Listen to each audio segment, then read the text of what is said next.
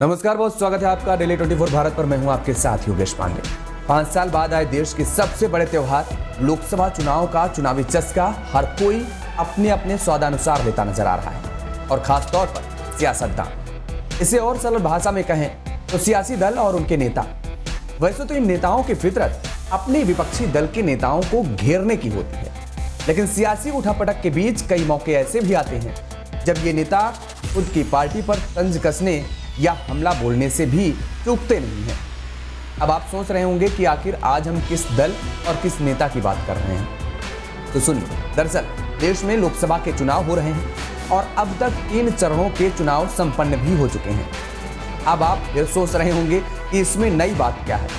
यह तो सभी जानते हैं। तो हाँ, बिल्कुल, इस बात को भी सभी जानते हैं कि लोकसभा चुनाव के 3 चरण संपन्न हो चुके हैं, लेकिन इस बीच आपको यह भी जानना बेहद जरूरी हो जाता है कि यूपी की सबसे हॉट सीट रायबरेली से इस बार कांग्रेस ने सोनिया गांधी की जगह राहुल गांधी को चुनावी मैदान में उतारा है, जबकि बीजेपी ने दिनेश प्रताप सिंह को।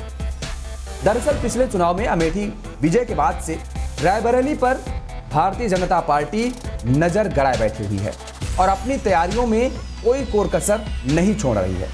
मगर गांधी परिवार की विरासत संजोए इस सीट का इतिहास तो कांग्रेस के साथ ही दिखाई देता नजर आ रहा है, जिसे पलटना बीजेपी के लिए चुनौती बनती नजर आ रही है। लेकिन लोकसभा चुनाव 2024 में बीजेपी कांग्रेस का गढ़ कहे जाने वाली रायबरेली सीट पर कमल खिलाने के लिए हर मोर्चे पर काम कर रही है। कहीं न कहीं रायबरेली के अंदर दिनेश प्रताप सिंह के लिए सबसे बड़ी चुनौती अपनों की भीतरघात भी इस बीच नजर आ रही है, जो अब खुलकर सामने भी आ चुकी है।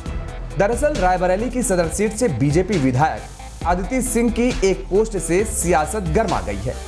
आदिति सिंह ने एक्स पर किया अपने पोस्ट में फोटो के साथ लिखा कि वसूलों से कोई समझौता नहीं। यह पोस्ट ऐसे वक्त में की गई है जब दिनेश सिंह को लेकर आदिति सिंह पूरी तरह से साइलेंट मोड में नजर आ रही हैं। अब आदिति सिंह जो बाहुबली अखिलेश सिंह की बेटी हैं, अखिलेश सिंह और दिनेश प्रताप सिंह के साथ जो रिश्ते रहे हैं वो जग जाहिर है। ऐसे में रायबरेली से नामांकन के दिन भी आदिति सिंह दिनेश प्रताप सिंह के साथ नजर नहीं आई थी। अब बताया जा रहा है कि आदिति सिंह ने बीजेपी में अपना एक अलग गुट तैयार कर रखा है, जिसमें वो तमाम नेता शामिल हैं जिनकी दिनेश प्रताप सिंह के साथ नहीं बनती। यहाँ पर आपको इस बात को भी ध्यान रखना जरूरी हो जाता है कि बीजेपी प्रत्याशी दिनेश प्रताप सिंह से आदिति की अदावत उनके पिता के रहते हुए चली आ रही है, जिसका असर इस लोकसभा चुनाव में साफ तौर पर देखा जा रहा है। यहां तक दिनेश प्रताप सिंह के साथ आदिति सिंह ने अब तक चुनाव प्रचार नहीं किया, और इतने ही नहीं, 2 बार रायबरेली जा चुके डिप्टी सीएम ब्रजेश पाठक के साथ भी आदिति सिंह मंच पर नहीं दिखी। वही भूपेंद्र चौधरी के कार्यक्रम से भी आदिति सिंह ने दूरी बनाई थी।